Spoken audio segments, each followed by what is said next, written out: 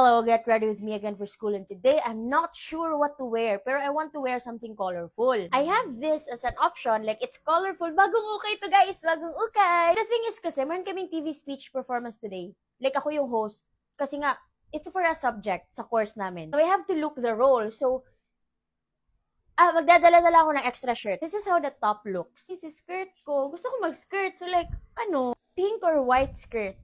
Kasi ito, kailangan ko siyang lagyan pa ng pin sa likod kasi medyo maluwag siya. Pero feel ko, wait, okay, I think it's cute. I like it. I like it. And then of course,